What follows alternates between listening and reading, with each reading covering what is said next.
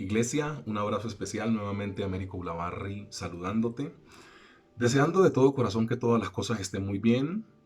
Quiero darte el texto que Dios nos regala para este tiempo. Se encuentra en Lucas capítulo 5, pero búscalo y hoy vamos a orar antes de leer el texto bíblico, ¿ok? Confiamos en Dios en que todas las cosas salgan lo mejor posible en medio de este tiempo en el cual Dios nos está permitiendo vivir, porque Él es quien nos permite vivir momentos como este. Estoy absolutamente convencido que una de las grandes tareas que nosotros tenemos como iglesia es poder responder de forma positiva a este tiempo tan neurálgico, a este tiempo de tanta importancia. Y hay que entender cosas tan básicas y tan sencillas como la que voy a decir a continuación. Si la iglesia, que tiene la bendita esperanza según lo que nos plantea Apocalipsis, se desmotiva, imagínate qué va a pasar con las personas que no tienen a Dios como su único Señor y Salvador. Te das cuenta que si nosotros nos desmotivamos, que algunas veces nos puede pasar, aquí no estamos condenando a la persona que un día se haya sentido triste, pero lo que te intento plantear en el ejemplo es que si nosotros que tenemos la confianza puesta en Dios, algunas veces flaqueamos, imagínate qué puede llegar a pasar con una persona que no conozca a Dios o que crea en Dios de forma errónea, ¿sí me entendés? Entonces, lo que yo intento decirte antes de orar es que nosotros somos los encargados también de transmitirle esperanza a las personas que no la tienen. Eh, de pronto, estas palabras mías no te lleguen en tu mejor momento. Me explico, de pronto no estés tan motivado, de pronto hayan pasado cosas en tu vida que te han hecho perder un poco la fe, llamemos las cosas como son, que ya no tengas la misma confianza y la misma certeza que tenías quizá a inicio de año o hace unas semanas o meses atrás. Pero lo que te intento decir es que cuando uno reposa nuevamente su mente en la Biblia, que es la mente escrita de Dios, se da cuenta que Él da fuerzas al agotado y al caído y da fortaleza al que no tiene ningún tipo de fuerza, dice la palabra del Señor. Y Él nos renueva. Entonces, confiemos en el Señor. Antes de orar les digo esto, que nosotros tengamos la posibilidad de, perdón por lo coloquial que voy a hacer, pero de recargar la batería en Él. Entonces, Él es quien nos puede recargar, solamente Él, porque no hay motivación más grande o algo que te ancle más a esta vida y que te permita vivir como con un poco más de esperanza que la esperanza que Él te da, entendiendo que en Él todo es posible, ¿ok? Entonces, si ya tenés Lucas capítulo 5, yo voy a orar y inmediatamente cuando termine de orar vamos a dar paso al texto bíblico, ¿ok? Lucas capítulo 5, versículo 1. Oramos. Yo te doy gracias, Padre Celestial, por cada mujer y hombre que tú has permitido, Padre Santo, que se conserve con vida en medio de este tiempo de crisis. Padre Celestial, el respirar es algo que hacemos de forma tan monótona, tan mecánica y de forma tan normal que algunas veces se nos olvida agradecerte por el aire que respiramos. En ocasiones caminamos con tanta facilidad que no entendemos que hay personas que necesitan de, de otros mecanismos como silla de ruedas, como muletas, para poderse movilizar. En ocasiones, Padre Celestial, podemos divisar paisajes. Ahora que estamos en nuestro departamento de Boyacá, un departamento tan hermoso, y tenemos la posibilidad y la facilidad de contemplar la hermosura de tu creación, y como se ha vuelto algo tan rutinario y tan normal poder observar lo que tú hiciste, no te agradecemos por ello. Ayúdanos a ser más agradecidos, Señor. Ayúdanos a entender que hay gente que la está pasando peor que nosotros. Ayúdanos a entender que somos privilegiados. Y ayúdanos a entender que hay que exaltarte y bendecirte por todas las cosas que tú permites que nosotros tengamos como hijos tuyos. ¿Que nos ha tocado fácil? Yo sé que no, porque han sido tiempos, Padre Celestial, en los cuales hemos sido pasados por el fuego, como dice la palabra del Señor. Pero yo estoy absolutamente seguro, Señor, que tú te has apiadado de nosotros. Y nuestra oración hoy va direccionada primero a agradecerte de todo corazón lo mucho que tú haces y las bondades que tú realizas para con nosotros como iglesia, como hijos tuyos.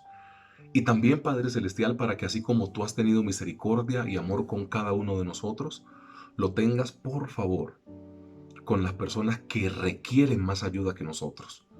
Porque de una u otra forma, así hayamos pasado por tiempos de dificultad, tu mano nos ha sostenido y tú siempre has estado. Revélatele a estas personas, Padre Celestial, que no tienen conocimiento de ti, para que su vida sea transformada. En tu santo y único nombre hemos orado a ti, Padre Celestial. Amén y amén. Lucas capítulo 5 versículo 1 dice de la siguiente manera. Aconteció que estando el Señor Jesús junto al lago de Genezaret, el gentío se agolpaba sobre él para oír la palabra de Dios. Y vio dos barcas que estaban cerca de la orilla del lago, y los pescadores, habiendo descendido de ellas, lavaban sus redes. Y entrando en una de aquellas barcas, la cual era de Simón, le rogó que la apartase de tierra un poco, y sentándose enseñaba desde la barca a la multitud. Lucas 5, versículo 4. Cuando terminó de hablar, dijo a Simón: boga mar adentro, y echa vuestras redes para pescar. Respondiendo Simón le dijo: Maestro, toda la noche hemos estado trabajando y nada hemos pescado, mas en tu palabra echaré la red. Habiéndolo hecho, encerraron gran cantidad de peces y su red se rompía. Entonces hicieron señas a los compañeros que estaban en la otra barca para que viniesen a ayudarles. Y vinieron y llenaron ambas barcas de tal manera que se hundían. Verso 8. Viendo esto, Simón Pedro cayó de rodillas ante el Señor Jesús, diciendo: Apártate de mí, Señor, porque soy hombre pecador. Porque por la pesca que habían hecho, el temor se había apoderado de él y de todos los que estaban con él, y asimismo de Jacobo y de Juan, hijos de Zebedeo, que eran compañeros de Simón. Pero el Señor Jesús dijo a Simón: No temas, desde ahora serás pescador de hombres. Y cuando trajeron a tierra la barca, dejándolo todo, le siguieron. El título, porque vamos a hablar de obediencia, el título que Dios nos regala para hoy es: Dios ama y premia tu obediencia. Reitero, Dios ama y Dios premia tu obediencia. Mira, obedecer siempre es bueno, así sea difícil. Digamos la forma de introducción, hermanos. Vea, uno muchas veces cuando lee la historia de la nación de Israel, sobre todo de estos 40 años en el desierto, casi siempre vos estás hablando como de una posición muy digna, ¿no? Desde tu posición digna. Y decís: oiga, Dios tantas veces que le habló a la nación de Israel, pero es que Dios les hablaba a través de Moisés, Dios hacía maravillas y prodigios en el desierto, y Dios les habló, y qué pueblo tan desobediente, desconociendo de esta manera que muchas veces nosotros estamos ocupando el lugar de ese pueblo, porque algunas veces no obedecemos a carta cabal en todo lo que de una u otra forma tendríamos que obedecer, ¿sí me entendés? Pero eso es lo bueno, que tenemos un Dios ayudador, un Dios perdonador, el cual nos exige en ciertas disciplinas, pero nos tiene paciencia y misericordia con tal de irnos llevando a puerto seguro y que vayamos mejorando lo que tenemos que mejorar al final de la historia. Dios ama que nosotros obedezcamos. Mira, no hay que tenerle miedo a la palabra obedecer. Yo creo que nosotros tenemos un problema, y es quizá con la manera en la cual nos criaron y nos levantaron pues en nuestras casas.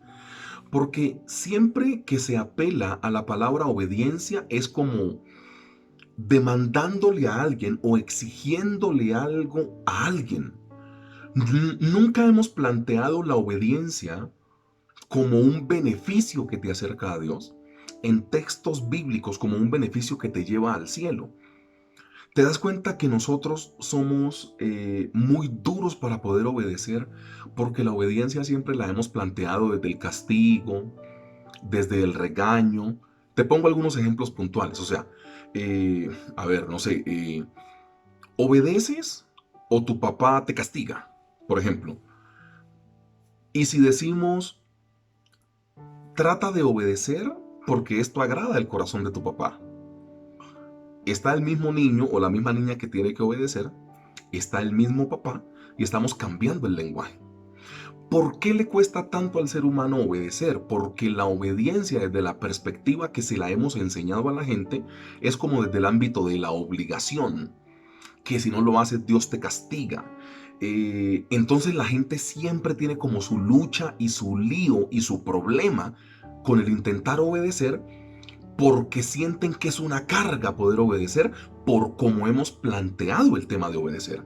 Cuando estamos hablando en este tema de predicación de que Dios ama tu obediencia, estamos hablando literalmente del gran beneficio que hay en obedecer, no en el castigo que vas a obtener si no obedeces. Entonces, la obediencia le cuesta tanto al ser humano porque la hemos pintado de una forma terrorífica. Perdón por colocarlo así. O sea, obedeces o te pasa tal cosa. Siempre es como con el fatalismo.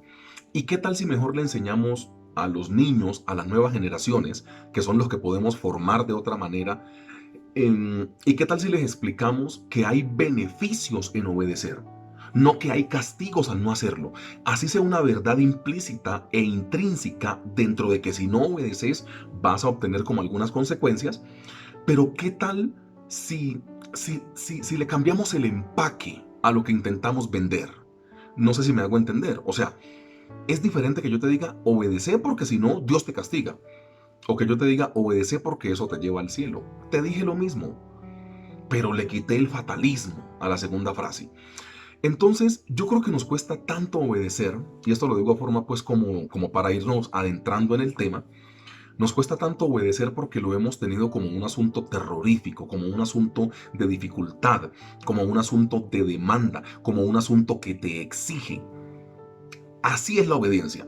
Entonces, ay, obedecer es como tan difícil, pero cuando vos entendés que obedeciendo tenés, o sea, que obedeciendo colocas contento a Dios, vas a tener menos problemas y estás más cerca del cielo. ¿Dónde está lo que toca obedecer? Porque si me lo plantean de esta manera, yo soy el primero que digo, ok, yo quiero obedecer, pero nos hemos encargado de maltratar a la gente con la palabra obediencia, tanto así que la gente no quiere obedecer. Entonces yo creo que tenemos que llegar a un punto en el cual tenemos que explicarle a la gente los beneficios de la obediencia, no el castigo que trae no ejercerla, ¿ok?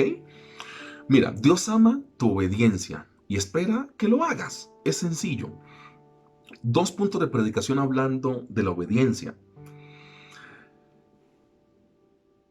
Dios espera que nosotros obedezcamos en medio del cansancio y el desánimo. Dios espera que nosotros obedezcamos en medio del cansancio y del desánimo. Primer punto de predicación. Dios quiere que obedezcas en medio del cansancio y del desánimo.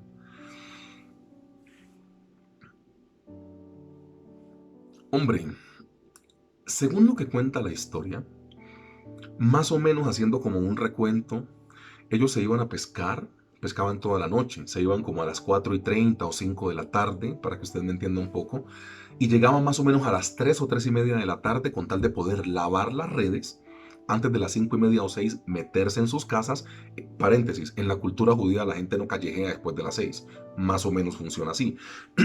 Entonces ellos tipo 3 de la tarde regresaban de la pesca para poder limpiar las redes, que era un trabajo de hora y media, 2 horas, y alcanzar a llegar a sus lugares de destino, a sus casas. Y resulta que era haber pescado 12, 14 o 16 horas. Han pescado toda la noche, pues. Y llega el Señor Jesús a unos pescadores que están cansados a decirles que necesitan obedecer solo porque Él les dice, con un agravante. Y pongamos un ejemplo. Te das cuenta que yo quiero saber algo de una vía, de un pavimento, de una carretera. Entonces yo de pronto en mi ignorancia digo, venga, pidámosle opinión a un ingeniero de transporte y vías, o a un ingeniero civil, o a alguien que tenga la más mínima idea de qué hay que hacer para poder pavimentar una calle que está despavimentada. Entonces llamo al ingeniero de vías, o al civil, o a un ingeniero que sea de una ciencia afín. Y yo le pregunto y él me da su concepto y yo quedo contento porque él estudió para eso. Aquí, aparte de que ellos están cansados, quien les está dando el consejo de que vuelvan adentro a pescar es el hijo de un carpintero. O sea, el Señor Jesús, si algo tenía, era que no era experto en pesca, ¿cierto? Y alguien que no es experto en pesca le está diciendo a los expertos en pesca cómo tienen que pescar. Mira, la antítesis de la obediencia es esto: yo estar cansado y que venga una persona que no es experta en el tema a decirme lo que yo tengo que hacer en mi campo. Paréntesis. ¿Te das cuenta que algunas veces somos orgullosos? ¿Y cómo te explico el orgullo? Coloquemos a Pedro orgulloso. No coloquemos a un Pedro dócil que dice, estamos cansados, hemos pescado toda la noche, pero en tu nombre voy a echar la red. Coloquemos a un Pedro un poco más altivo. Venga, Señor Jesús. Hasta donde yo sé, su papá es José, un señor que desde hace 30 años trabaja la carpintería. O sea, dedíquese usted a sus muebles, dedíquese usted a sus sillas, es un ejemplo, y a mí déjeme con mi pesca, hermano. O sea, usted no se me meta en esto porque es que el que ha estudiado para la pesca soy yo. Usted siga serruchando y segueteando por allá maderas y yo no sé qué. Váyase usted con su carpintería, hermano. A mí déjeme que yo soy el experto en pesca, perdón. Pedro no tiene esa actitud. Pedro obedece y boga mar adentro solo porque el Señor Jesús lo dice.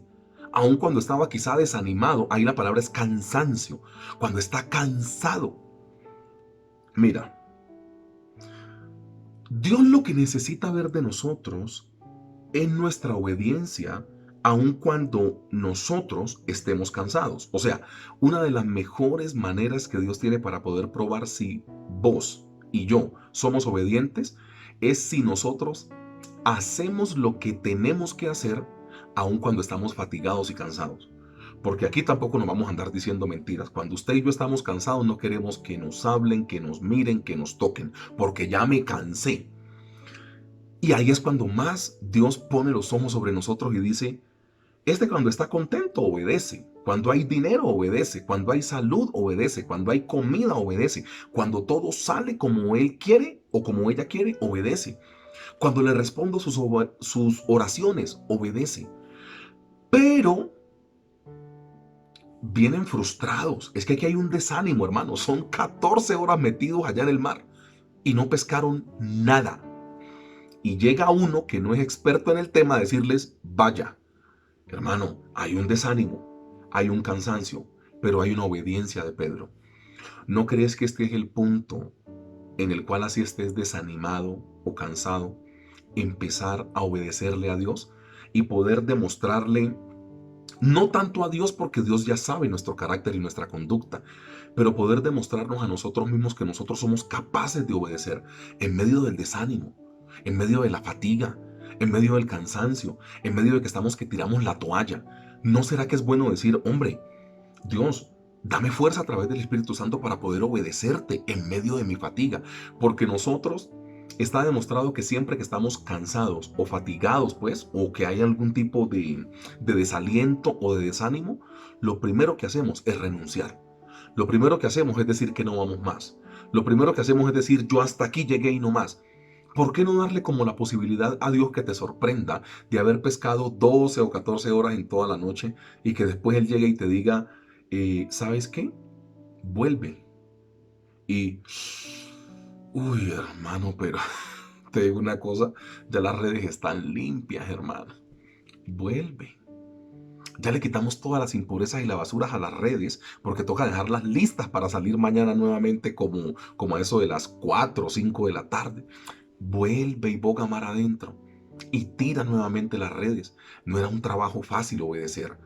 Y yo sé que no es fácil cuando nosotros estamos fatigados, porque cuando nosotros estamos cansados, hermano, no queremos que ni nos mencionen, no queremos ni que nos llamen. Uy, hermano, estoy bloqueado y me levanté con el pie izquierdo, a mí que ni me hablan. Y es que quitamos los datos del teléfono y apagamos el teléfono porque no queremos hablar con nadie. Y nos encerramos en la habitación y decimos, hoy no estoy para nadie y que no me molesten. Ahí es cuando el Señor Jesús aparece y te dice, no te enojes. Yo sé que estás fatigado. Yo sé que estás desanimado. Yo sé que estás cansado porque de pronto no has adquirido alguna respuesta. O sea, la respuesta de haber pescado 12 o 14 horas no fue la que estabas esperando, como nos ha pasado a muchos creyentes. En medio de esta pandemia le estamos pidiendo cosas al Señor y Dios todavía no ha respondido. Entonces uno dice, ay Dios mío, pero ¿cómo así? Y quedan un poco más de 40 días para que el año se acabe y uno dice, Dios mío, ¿cuándo me vas a responder? Dios lo que quiere ver es una buena actitud en medio de tu fatiga y en medio de tu cansancio. Y cuando vos empeces a obedecer en medio de la fatiga, del desánimo, del cansancio, de esos ataques hasta de depresión que muchas veces nos dan, es en ese momento donde Dios dice, ahí está mi hija, ahí está mi hijo, y yo me complazco, porque este o esta no me obedece únicamente cuando todo está a pedir de boca. Estos me obedecen aún cuando no han obtenido los resultados durante toda una noche de pesca. Que los malos resultados en toda una noche de pesca, haciendo un símil y comparación con el texto bíblico, no sean lo que nos lleve a desanimarnos, sino a obedecerle un poco más a Dios. El primer punto de predicación acerca de que a Dios le encanta que nosotros le obedezcamos, es eso, obedecer en medio del cansancio y del desánimo. Y lo segundo que muestra el texto bíblico es obediencia aun cuando no entiendas. Y esto es una cosa bien rara. De por sí el ser humano es más afín o es más dado a obedecer lo que entiende. Ya. O sea, yo obedezco lo que entiendo, el procedimiento que es lógico. Pero vamos a hablar de entender o de procedimientos lógicos con el Dios que nosotros tenemos. Vamos a hablar de cosas lógicas. Voy a mencionarte unas que se me vienen pues a la cabeza así rapidito.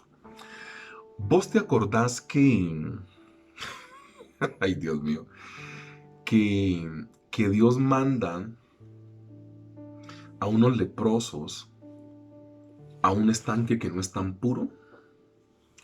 ¿Vos te acordás que Dios manda a Naamán a zambullirse 7 veces en la parte de los Jordán donde las bestias toman agua? Y por eso Naamán dice, Habana y Farfar son ríos cristalinos allá en Damasco. Y vienes a decirme, hermano, que me meta en el Jordán donde hasta las bestias toman agua. Pero por favor, ¿qué es esto?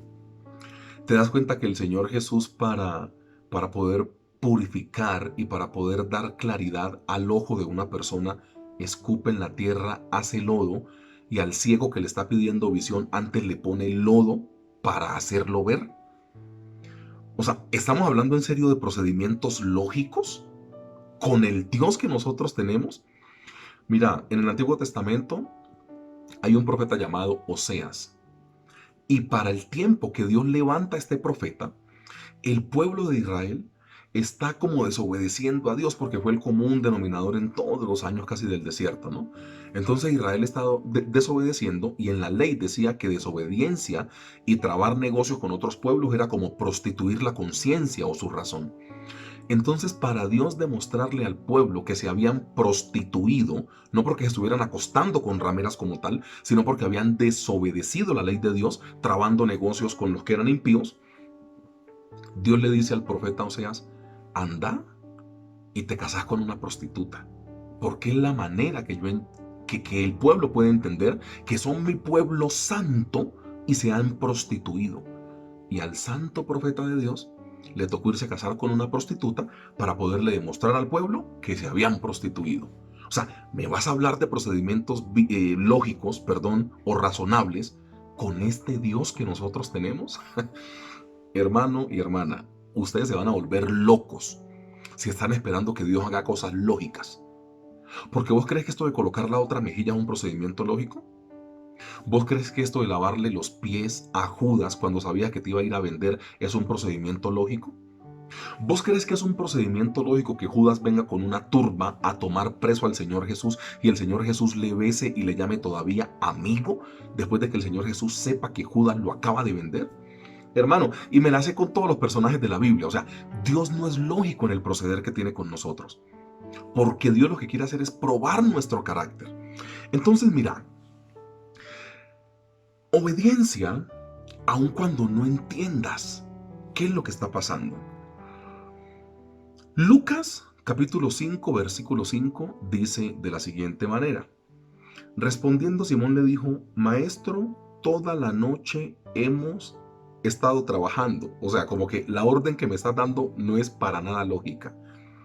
Y nada hemos pescado. Mas en tu palabra echaré la red.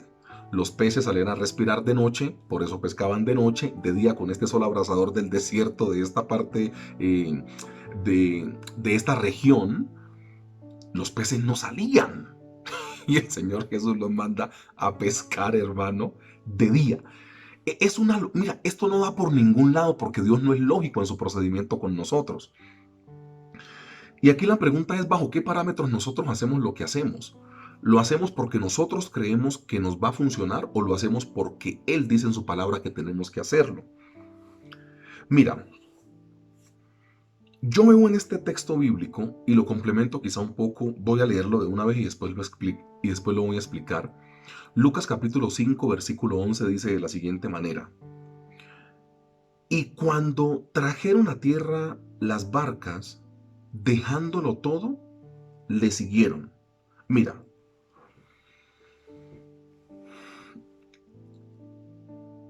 las barcas estaban que se hundían de tanto nivel de peces que habían sacado. Y, a ver, seamos honestos en algo. Él antes les está diciendo, yo los voy a hacer pescadores de hombres, síganme, sin ningún tipo de problema, ¿cierto? Y ponerle cuidado que el versículo 11 dice que cuando trajeron las barcas a tierra, dejaron absolutamente todo y siguieron al Señor Jesús. Dice que, voy a leer a la letra, y habiéndolo hecho, encerraron gran cantidad de peces en su red, y su red se rompía. Entonces, ellos hubieran podido decir al final de la historia, ya te obedecimos, Señor. Esta es la pesca más grande que hemos tenido. Déjanos se la damos a nuestro papá Jonás, por ejemplo, para que él la venda, para que saque algún rédito, para que le vaya bien.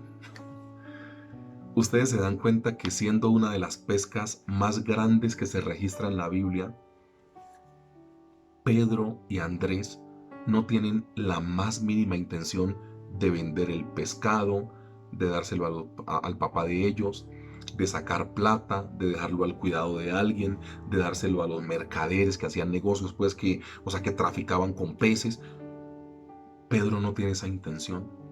Andrés no tiene esa intención. Y aquí viene en síntesis lo que es obediencia. El día que nosotros entendamos como hijos de Dios que la clave es estar cerca a Él, el resto, hermano, no te importa. ¿Quién deja una pesca de estas? De pronto vos y yo, en el lugar de Pedro y Andrés, decimos, Señor, espérate un momentico. Espérate, yo vendo esto, ahorro un poquito. Recuerden que Pedro era casado, entonces dejo una plática en la casa, algún tipo de cosa. No importa las bendiciones materiales cuando de estar cerca del Señor Jesús se trata. O sea, no te va a importar. De pronto es duro lo que voy a decir. Pero cuando nosotros estamos muy preocupados por las cosas materiales, eso es directamente proporcional a la cercanía o distanciamiento que tenemos de Jesús. Claro. Aquí se demuestra que una de las pescas más grandes no los ató al dinero, que uno de los beneficios materiales más grandes que se han registrado en la Biblia no los ató al dinero. ellos llegan literalmente, las barcas están que se hunden de la cantidad de peces que tienen. Y eso no era una chalupita, pues, o sea, que una canoita chiquitica. Eso eran barcos de pesca, o sea, eran barcos de pesca. Había hombres que tenían que remar sobre esto. Eran barcos grandes. O sea que ahí había una muy buena bonanza y por ende había un muy buen resultado económico. Y ustedes ven a Pedro y a Andrés diciendo, no, uy, ¿cuánto valen estos pescados? Vamos a sacar dinero de acá. Ellos no están preocupados por la parte económica o por la parte material porque estaban cerca de Jesús, el Hijo de Dios, Dios, el dueño del oro y de la plata. Te das cuenta que cuando estás muy estresado por las finanzas, y yo creo que este es Américo hablándole a Américo, cuando estás muy afanado por las finanzas es porque te falta cercanía a Dios. Porque cuando vos te vas acercando más a Dios o al Señor Jesús en este texto en particular, te vas a dar cuenta que todo es añadidura. Te vas a dar cuenta que no ha salido la palabra de tu boca cuando Él ya sabe de qué cosas tenéis necesidad. Te das cuenta que entre más cerca estés a Él, no necesitas las cosas materiales porque lo tenés a Él. Cuando nosotros estamos muy afanados por el cómo pagar, por el cómo lo voy a hacer y cómo voy a resolver mis deudas, es porque estamos un poco distanciados de Dios. Porque cuando estamos en Dios, llega esta paz que sobrepasa todo entendimiento, que así no comprendamos lo que está pasando, estamos como tranquilos en Dios. Entonces, al final la reacción que tiene que haber es, oiga, pero usted no se ve preocupado y en el problema en el que está metido, ¿no? Porque tiene un problema bien alto, pero no te veo preocupado. No importa, porque estoy cerca a Jesús. Pedro, Andrés, ¿qué hago con los peces? Mira, cógete eso. Tengo a Jesús. Pedro, pero es la cantidad de peces más grande que se te ha registrado en tu récord. Pedro dijo, papi, no seas área, cójase 2 peces. Pedro, ¿me estás hablando en serio? Te los pago en 8 días. No, regalados. Porque si tengo a Jesús, no importa la cantidad de peces que haya pescado, porque le tengo a Él. ¿Sabes qué es lo que pasa, iglesia? Que nosotros tenemos que aprender de los discípulos cosas como estas. Nosotros debemos obedecerle a Dios, aun cuando no entendamos lo que está pasando, porque el procedimiento no es ni lógico. O sea, el procedimiento no es lógico. O sea, el procedimiento literalmente, hermanos, de volver al mar y echar las redes después de las 3 de la tarde, esto, esto, perdón, antes de las 3 de la tarde, es ilógico. Dejar las redes en la orilla con todos esos pescados y no preocuparse por eso, solo porque supuestamente estás con Jesús. No hay dinero y bienes materiales que puedan pagar el estar cerca del Señor Jesús. Y eso vos y yo tenemos que entenderlo. Sino que nosotros somos muy laxos en el tema de entender precisamente qué es lo que Dios quiere. Aquí el Señor Jesús hoy nos está diciendo, no importa cuánta bonanza haya, si yo no soy el centro de la bonanza. No importa cuántos peces hayan sacado, que las barcas aún se vayan a hundir, si yo no ocupo el primer lugar en tu vida. Palabras más, palabras menos, pues para no adornar tanto el tema. ¿De qué te sirve tener tanto dinero si estás lejos de Dios? ¿De qué te sirve? Y no es que tengamos que trabajar en antónimos, ¿no? O sea, pobre y cerca de Dios, rico alejado de Dios. No, podés ser millonario, pero cerca a Cristo. O sea, las dos ideas no tienen que pelear, ¿no? Porque hemos malinterpretado un poco los versículos de que es que los ricos no heredarán el reino y hay gente millonaria que es absolutamente piadosa y va a heredar el reino de los cielos. No tiene que ver que el pobre sí entra y que el adinerado no entra. Ahí la Biblia no está hablando de eso. Están hablando de un tipo de conducta y de la intención que tengas en tu corazón. El Señor Jesús aquí les está diciendo a ellos, yo soy más importante que la bonanza más grande que ustedes hayan pescado en toda su vida. Y ojalá que ese sea el mensaje que se nos quede. De nada nos sirve prosperar, e incluso en medio de esta pandemia, si estamos lejos de Dios. Te das cuenta que, puestas así las cosas, en esta pandemia tendríamos que estar más preocupados no de cómo vamos a recuperar la parte económica, sino de cómo vamos a hacer para acercarnos más a Cristo. Que Dios te bendiga y recordá que a Dios le encanta y Dios ama que vos y yo, como hijos de Él, le obedezcamos. Fuerte abrazo y bendiciones.